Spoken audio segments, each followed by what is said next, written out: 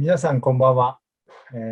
本日はお忙しい中、JCCI 並びに日本クラブ共催のオンラインレクチャーにご参加いただきまして誠にありがとうございます。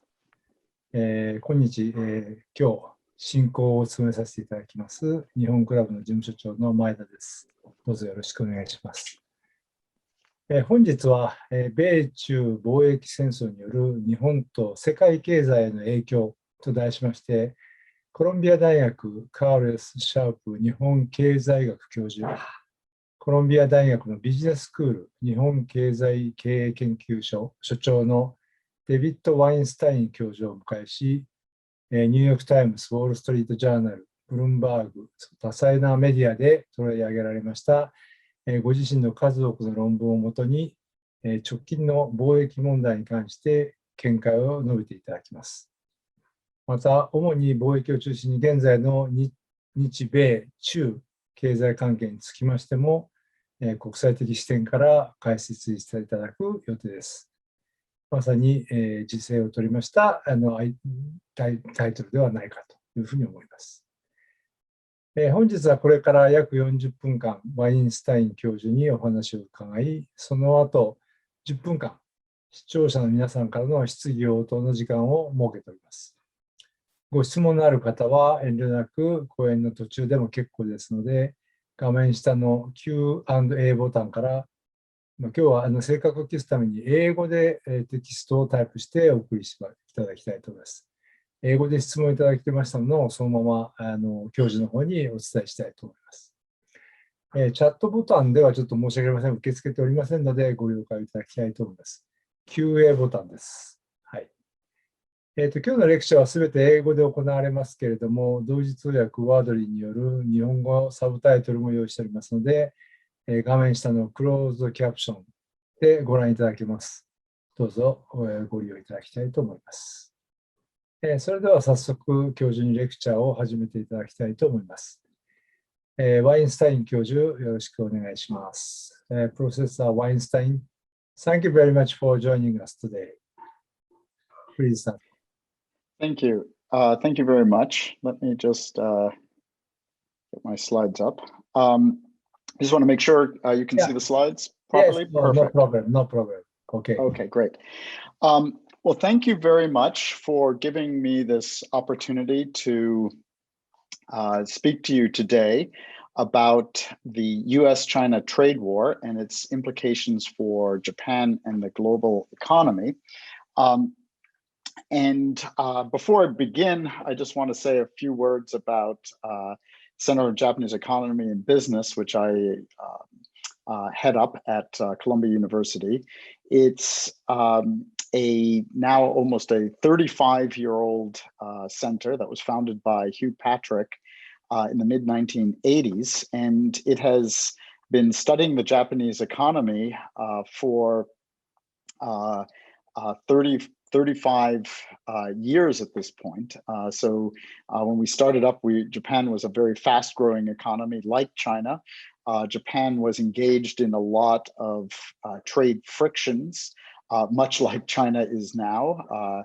Donald Trump initially tested his political skills by Japan bashing and speaking about unfair Japanese trade practices, and now that has moved over to China. So many of these issues are familiar to me and familiar to many Japanese guests today. But what I'm going to talk about for most of my time here is what happened during the trade war, where we are in terms of the frictions with China. And then I want to think a little bit about what implications it's going to have going forward. In particular, hold on one second. In particular, as many of you know, starting in 2018, the Trump administration imposed import tariffs on approximately 2/3 of U.S. imports from China. And the tariff rates that were applied on Chinese imports averaged around 21%. So these were very substantial tariffs, similar to the levels that the U.S. imposed more broadly in the 1930s, in the midst of the Great Depression.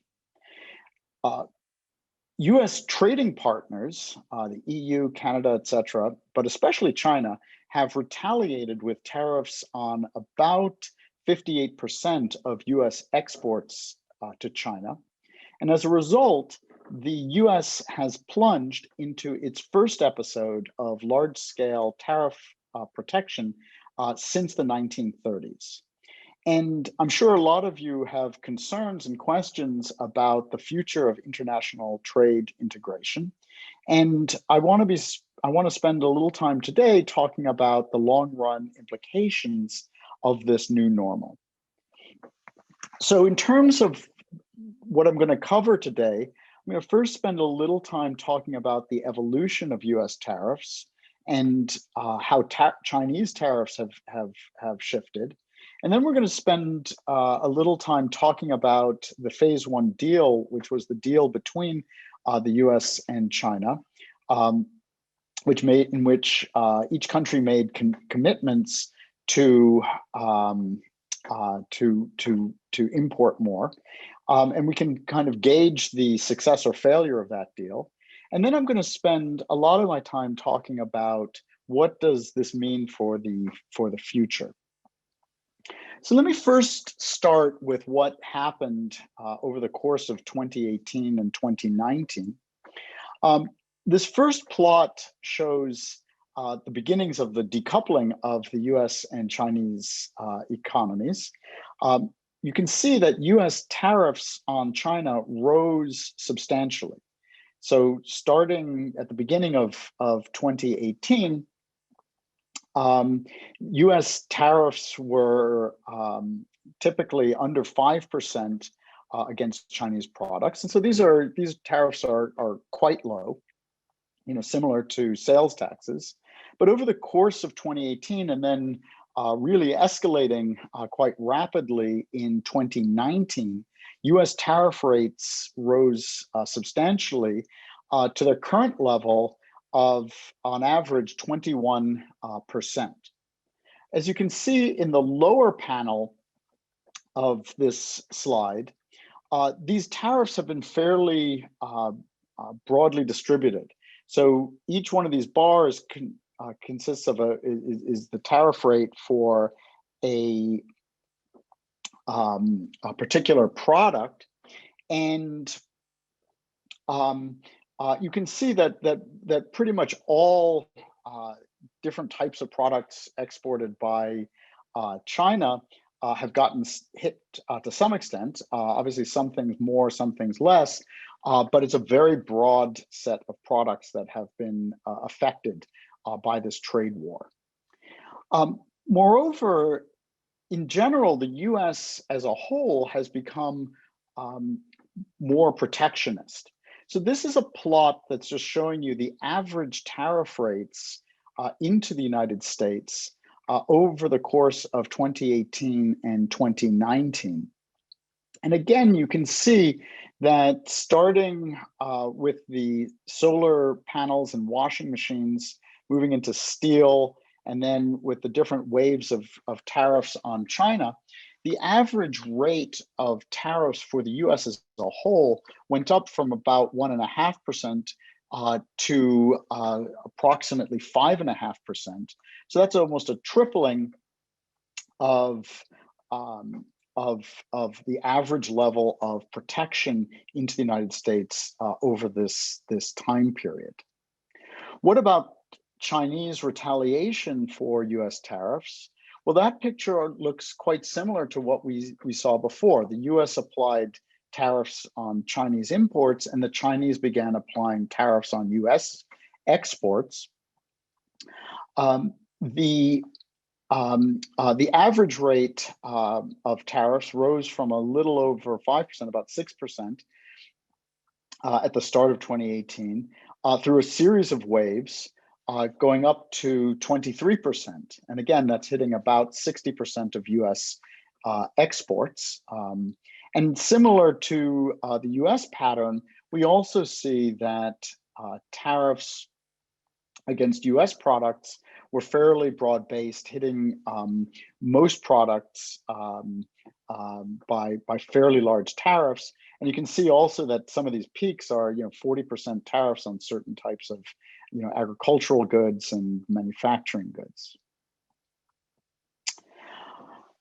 The other thing I want another thing that I want you to realize is that when you look at what firms were affected by this, you can actually see that a large percentage of US firms have been affected by these tariffs. So firms are affected in two ways. In the narrowest way, there are firms that are either directly importing from China or exporting to China. And for this table, what I did was I just looked at close to 3,000 listed firms, those are firms listed on US stock exchanges. And what we first did was just look at what share of US firms were being directly affected by these tariffs. That is, they were importing products from China and those products were hit with tariffs. And you see that only about 10% of all firms were, all listed firms were importing from China. But a lot of firms have supply chains that are dependent on China.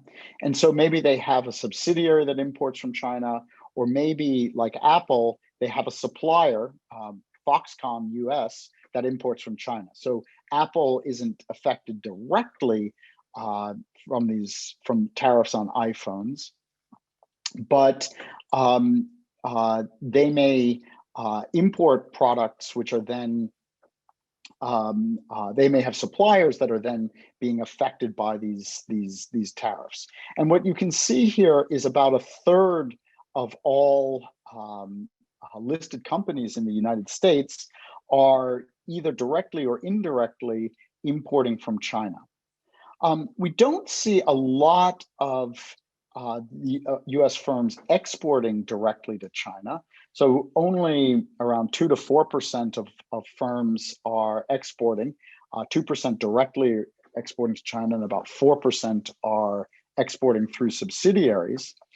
But what's not typically discussed in the media is that US firms have a substantial presence in China through their subsidiaries. That is, large multinationals have a lot of sales in China. And you can see here that while only 4% of US firms are exporting to China, 43% of firms have positive sales revenues from China. So again, to the extent that this trade war slows growth in China, or to the extent that China creates non-tariff barriers for US sellers, this does create a problem. And in fact, for listed companies, about 4% of their revenue on average is coming from China. So China is playing a big role, not as big a role as it plays in Japan, but it's not, but the point that I want to make is that it is not trivial. And indeed, if you ask what share of listed companies in the United States are exposed to China through imports, exports, or affiliate sales, that is sales by their subsidiaries, you see that over half of them are exposed. So when these tariffs go up and when the tensions go up, this affects a large number of very successful US firms. I also want to spend a little bit of time now moving from the past, thinking about what was happening in 2018 and 2019, to now just think a little bit about what happened last year in 2020. There we saw the phase one agreement. And what I've plotted out here is what has happened to imports this is Chinese imports from the United States and imports from the rest of the world up through 2020. And so in this plot, I have imports from the US in blue And I've just normalized this so imports from the US are 100 in 2017, and imports from the rest of the world are also 100 in 2017. And I do that just so that you can see both lines on the same plot. And what you can see is that when we're looking at imports from the rest of the world, and this would of course include Japan, because Japan is a major trading partner with China, you see that there's been fairly steady growth in those imports. And if we look especially at the time period from 2017 onwards, imports from the rest of the world into China have risen very substantially. And even despite COVID and the disruption in 2020, imports from the rest of the world into China have not declined substantially. However, when we look at imports from the US, we see this decline. And again, I want to emphasize that here we're just looking at the phase one products. That's the products in which China has made commitments to import more. And you just do not see any progress in this plot. And indeed, it looks like the rest of the world is importing more into China and the US is importing less. So this suggests that the phase one deal has not been very effective. And you can see this even more starkly when you look at US products covered by phase one and compare that to the legal commitment. And you can see that the legal commitment under the phase one deal was $159 billion, and in 2020, U.S. was exporting less than $100 billion. So, at least in terms of how successful have we been, or has the U.S. been at opening up the Chinese market to U.S. products, these data suggest that deal has not been successful at all. If we look at manufacturing export to China, we see a very similar picture where, again, very big Chinese commitment to buy U.S. manufactured products in 2020, and that actually declined. And again, the fact that imports of these products from the rest of the world rose over this time period suggests that this is not simply a story about COVID causing lower U.S. exports.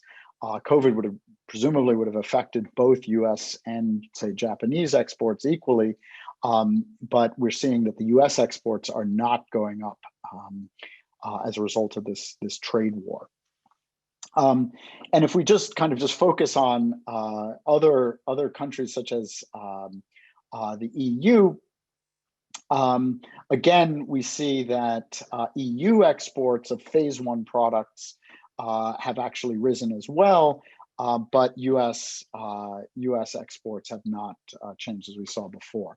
So again, what seems to be an important lesson is that this trade war has resulted in lower U.S. exports to China, even in areas where the U.S. put pressure on China to open, and other countries, Japan, the EU, have stepped in and have been selling more in China relative to the U.S. So I want to finish up this discussion by just talking about some of the effects that my research has suggested have been important in the U.S., and then we'll switch over and think about the future. So over the course of the trade war, the U.S. experienced substantial increases in the prices of intermediate and final goods due to the tariffs. We see prices of steel and other things jumping quite substantially. As I just was documenting, we're seeing large changes in U.S. international sourcing patterns. That is, U.S. is now becoming less dependent on China and more dependent on other countries like Vietnam for many products. We're seeing a lot of Chinese exporters dropping out of the US market because it's just too expensive. And moreover, we're seeing almost complete pass-through of tariffs into US domestic prices. In terms of the initial costs of the 2018, the first year of these tariffs, it was costing the US economy about $3.2 billion per month in added tax costs. These are the costs of the tariffs. And then another about $1.4 billion per month in what economists call deadweight or losses or efficiency losses, the fact that firms are now forced to find more expensive sources of supply. Moreover, we're seeing some changes in the pricing behavior of US producers. Obviously, tariffs protect US producers from foreign competition, and that has enabled them to raise prices and markups as well. So I want to now switch a little bit and talk about some implications for Japan. I think that the trade war is creating both opportunities and risks for Japan. The reduced competitiveness of US firms in China and Chinese firms in the US may benefit some Japanese firms who can take advantage of the bilateral frictions. However, there's a big but here, and that is that Japan faces a lot of risks as well. In particular, there's a lot more uncertainty about US and Chinese policy. Up until this point, most business people thought that tariff rates were governed by the World Trade Organization, and those things changed very infrequently. But now it's not clear what US and Chinese tariff rates will be. It's likely that US protection is also creating collateral damage for Japan in areas like steel. So Japan was not exempt from the steel tariffs. And finally, these trade frictions are likely to lower economic growth in the US, China, and the world. And of course, that's going to have implications for the Japanese economy. And I want to spend most of the rest of my time trying to quantify some of these additional costs. So I want to suggest that when you're thinking about the future, there are going to be some reasons to be calm, and there are going to be some reasons to worry. And first, let me tell you why you should be calm. And that is when you do the simplest types of calculations about how these tariffs are likely to affect, say, the US economy or other economies, you tend to get very small numbers. And indeed, some of my early estimates of the cost of the trade war suggest that it only probably lowered US income by around 0.4%. And indeed, kind of a lot of consensus forecasts tend to come up with numbers like this because they work in a very simple way in terms of how they think about the impact of tariffs on the economy. So kind of to give you a sense of the type of logic that's used, Chinese exports to the US as a share of GDP are only around 2%. So China is a big trading partner for the US, but the US is a very big economy and doesn't import that much. So only about 2% is coming in from China. So if those prices go up by 20%, the simplest way of thinking about this suggests that the cost to Americans is only around 0.4%. However, in more recent work, what I've been able to show with some co-authors is that this may be dramatically understating the costs of the trade war. And indeed, kind of some of my more recent work and work by others is suggesting that this war may be having much bigger effects and some substantial long-run effects on the two economies. And the key intuition for understanding why kind of that initial, these initial small numbers may be overly optimistic is to realize that global competition provides opportunities for learning and forces firms to become more productive, right? So, I'm sure many of you, have traveled abroad or, are influenced by firms entering the Japanese market. And, these foreign firms have different ways of operating. And you learn from seeing how foreign companies operate, what causes their successes, what causes their failures. Moreover, when you're forced to compete with foreign firms, you realize that you can't avoid innovating. If you avoid innovating, you're going to go bankrupt.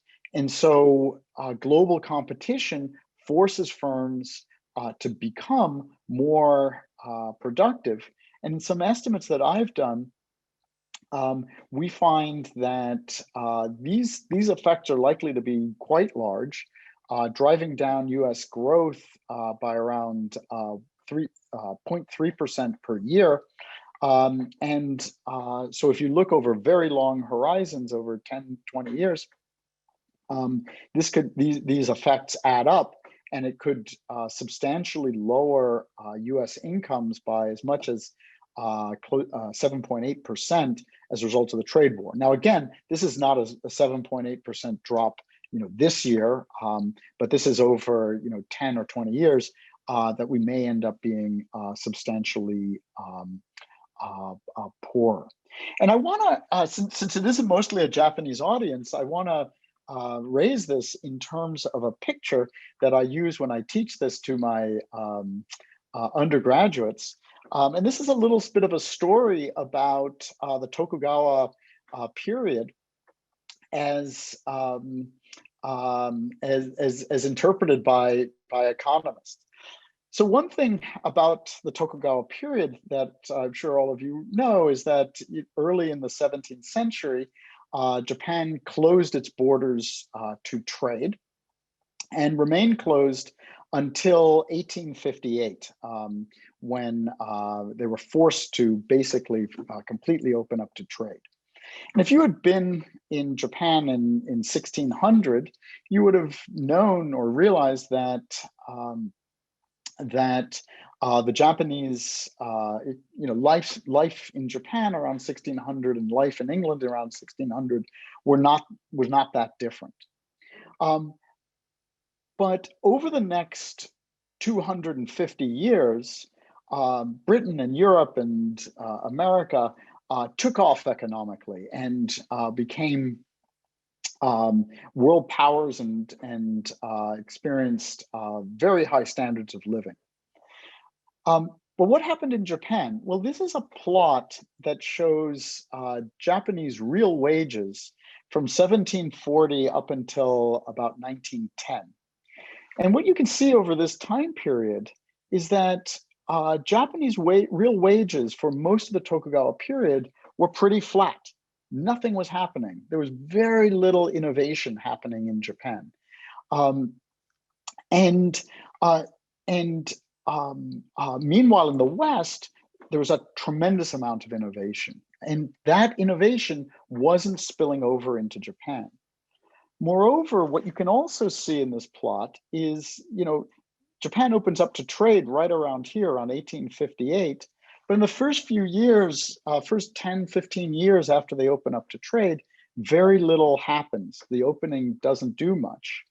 But then you can also see that right after the Meiji period, you see this big push in Japan to absorb foreign knowledge, translate books, bring over Westerners, adopt Western institutions, and then Japanese growth takes off. So what was it about the opening to trade that caused Japan to grow, it wasn't that they were able to just import stuff, or else we would have seen in this time period some growth in incomes. It was that when you opened up to trade, it gave Japanese firms the opportunity to learn from the West, and then you see this tremendous growth takeoff in real wages. And so what this is kind of telling you, at least Japan's own experience tells you, that the big story is what does closure mean for productivity, and how do you leverage those gains from learning that happen through trade. And just to give you a sense that maybe this trade war is actually doing something much more fundamental to the U.S. economy, I want to show you some evidence about what it has meant for the market values of U.S. companies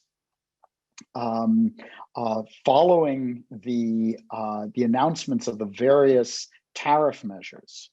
So what I've done is I've just taken the 11 major tariff events that happened over the course of 2018 and 2019. And so you have the solar panels and the steel and the escalation of the 25% tariff on Chinese products, et cetera, et cetera. And what this RT is telling you is what happened to the average stock prices on the days in which the US made these announcements. And what you can see is that it's almost always negative. It's about negative 1% on every single day. And overall, on all of these events, the US market fell by over 10 percentage points. Now that's a massive drop in the US market. So, if you think about the US market in 2017, it was worth around $30 trillion. So a 10 percentage point drop is around $3 trillion. That's about 15% of GDP, of US GDP. So this is a massive decline in the value of US companies as a result of this trade war. That 15% decline is much bigger than that earlier estimate I'd given you of about a 0.4% decline in GDP. It's telling you that Wall Street certainly thought that this trade war was having a very significant adverse effect on the returns of, on the profitability of US companies. So then you may wonder, well, why is it? What is going on here? And what we can now see in the data is that this trade war is really having big impacts on aggregate demand, on pricing behavior. It's also moving around exchange rates. And again, this is bad news for US exporters. It's potentially good news for Japanese exporters, because when the dollar appreciates, that creates opportunities for Japanese exporters. So why does the dollar appreciate in response to these tariffs? Well, as US tariffs go up, US starts importing less. So if they import less, they need less foreign currency. And so the demand for foreign currency falls. And so the relative value of the dollar goes up, and that tends to cause the dollar to appreciate. That's again hurting US exporters. It's hurting US multinationals who have operations abroad. And it also reduces the incentives for these firms to invest in new technologies. Moreover, and this I'm sure anyone who is engaged in global business today will tell you that when the US unilaterally began imposing tariffs, it undermined the world trading system and increased economic uncertainty. This is a major problem for the Biden administration at this point, which is, how do you restore confidence in American commitment? And this is likely to have big impacts on firms because greater uncertainty tends to depress investment in new technologies, because people don't know, if you're building supply chains, where can you put those factories and avoid future U.S. protection. And just to give you a sense about kind of how this moved U.S. markets, I wanted to show you kind of some really big movements that happened in U.S. financial markets right around the time of these trade war announcements. Let me first focus on this plot on the left, which is just showing you the cumulative change in stock prices right leading up to a tariff announcement. So I've organized this data so that the tariff announcement happens on day 0, and here we're looking at kind of where were stock prices 5 days before the announcement, 4 days, 3 days, 2 days, 1 day, and then on the announcement. And you can see that basically relative to 6 days before the announcement, stock prices were pretty flat. There was very little happening to stock prices up until the day before the announcement. And then on the day of the announcement, we see this big decline in stock prices that I was telling you about before, that about 10% decline in stock prices. And then what's kind of interesting is stock prices stayed down. So there was no sense in which stock prices bounced back. 3 days later, the market overreacted. At least for the first 5 trading days after trade war announcements, there's very little going on. So we see this big decline. Wall Street seemed to think something terrible had happened to U.S. companies right around the dates of those events. Here you can see also that inflationary expectations fell. So in other words, moving on the day of the announcement, markets anticipated aggregate demand was falling, and the price level was gonna fall as well. I'll just show you 2 more to kind of be because I realize I'm running short on time. I want to show you what happened to exchange rates, right? So again, what do these tariffs do? They reduce demand for foreign products. That means U.S. investors need to hold less foreign currency, and that causes the dollar to appreciate.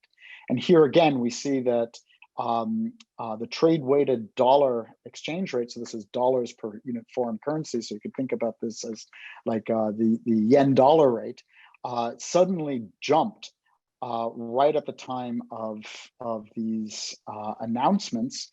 So day 0 is the date of those announcements. The US dollar appreciated on average about 3% over the course of these announcements. So what is that doing? Again, that's hurting US exporters because their contracts in foreign currency are bringing in less money.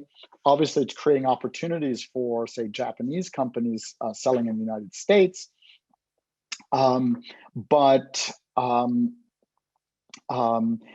It's bad news for the U.S. And lastly, I spoke a little bit about uncertainty. One of the standard measures of uncertainty is the VIX, which is a measure of the volatility in the in U.S. equity markets.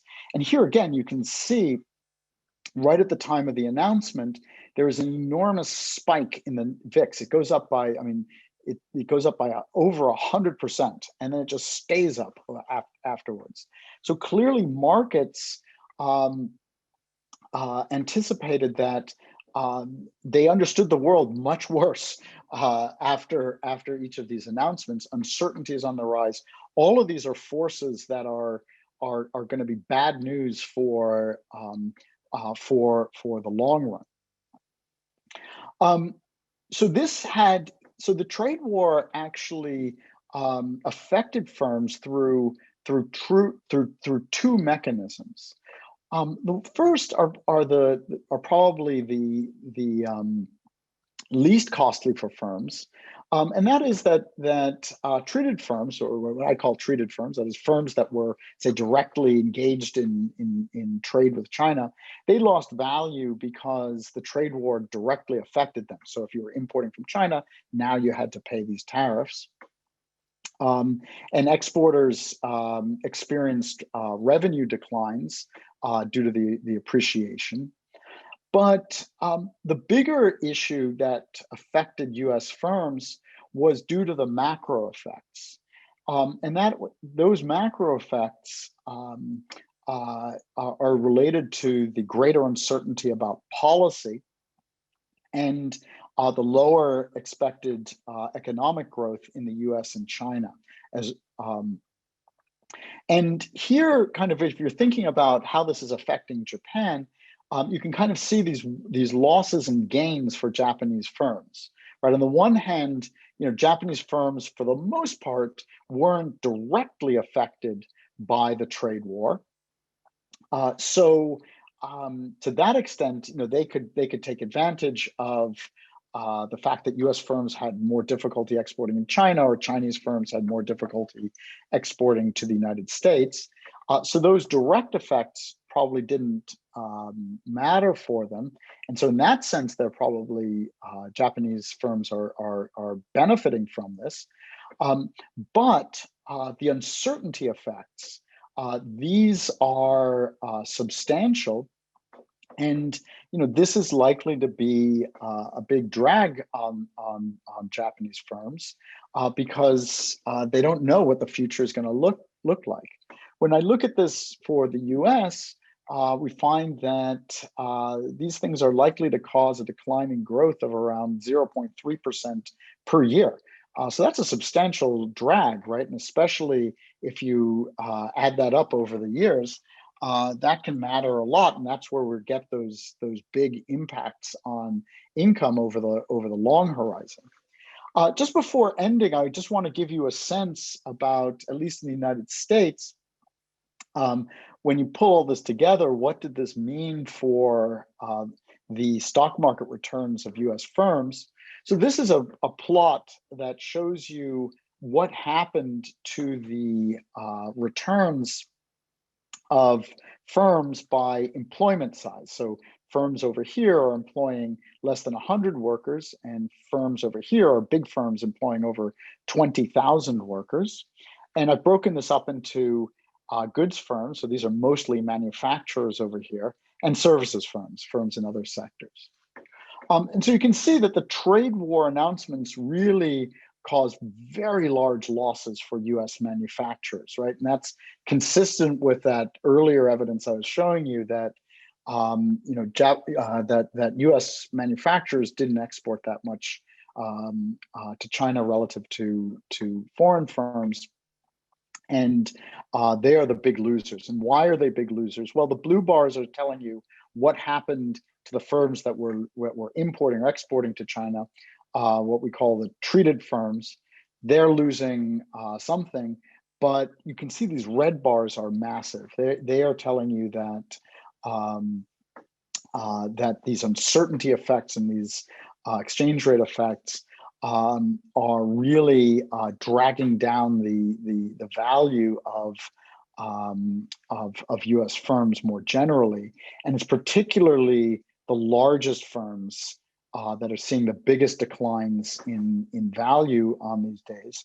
And again, I think that's telling us that these are the most globally engaged firms, right? The firms that are employing less than 100 workers are not firms that are that globally engaged, whereas you can be fairly certain that firms employing over 1,000 workers are likely to have global supply chains, and they're the ones that are suffering the most. So the trade war is adversely affecting the most productive firms in the U.S. economy, and that's likely to have big negative effects for the U.S. economy, and that also is likely to have some negative effects for Japan and the rest of the world. So let me just conclude, because I'm short on time now. So I think that this trade war with China, it's been largely eclipsed by the COVID crisis, but it's still going on.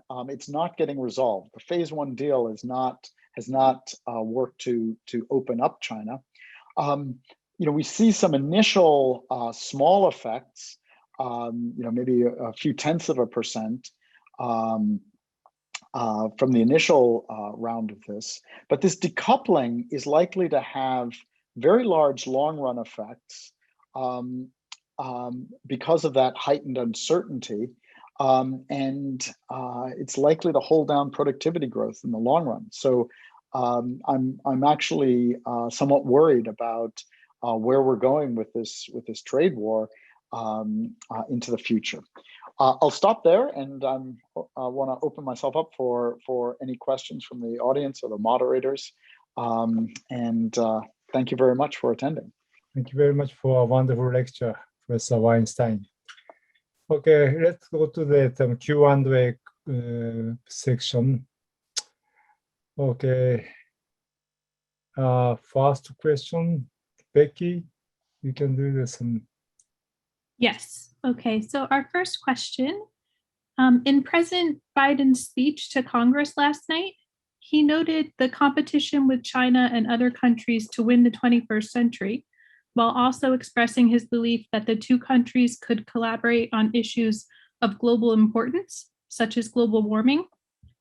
How will continued economic competition between the two nations affect collaboration on social, political, and ecological issues and global progress on these problems?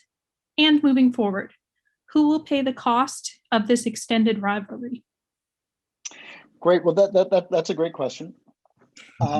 So I want to begin by talking a little bit about Japan. So one of my first jobs, well, my first job was working for Sony back in the 80s in Japan. And my second job was working on the Council of Economic Advisors, doing U.S.-Japan economic negotiations in the first Bush administration on Kozo Kyogi, Structural Impediments Initiative.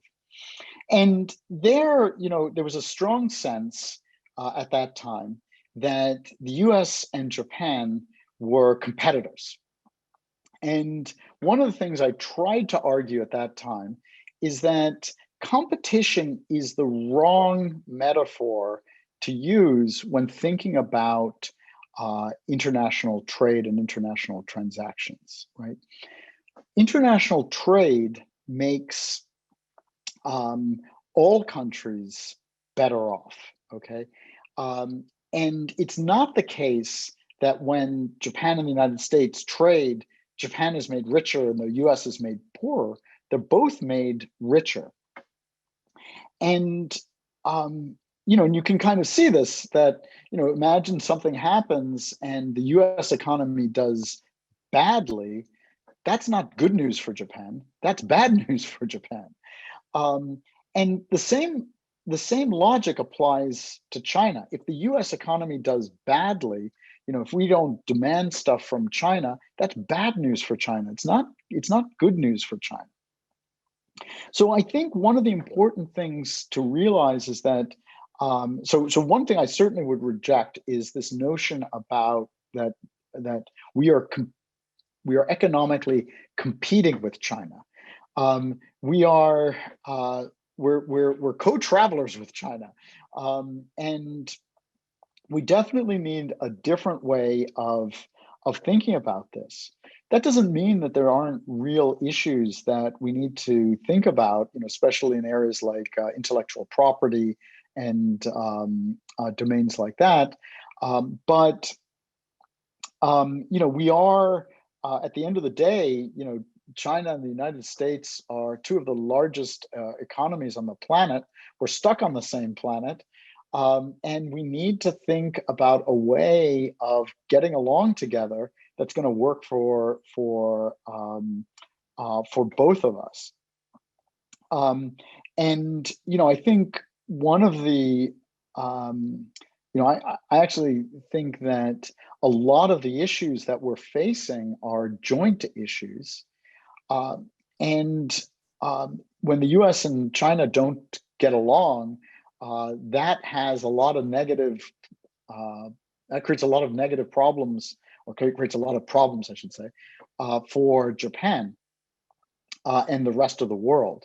And so I think it's important that we figure out a way of working together and realizing that a lot of the issues that the US, that a lot of the what seem to be bilateral issues with China are actually multilateral issues with China. So take intellectual property issues, right? So there's no surprise to anyone that China has problems, honoring intellectual property commitments and doesn't make great intellectual property commitments.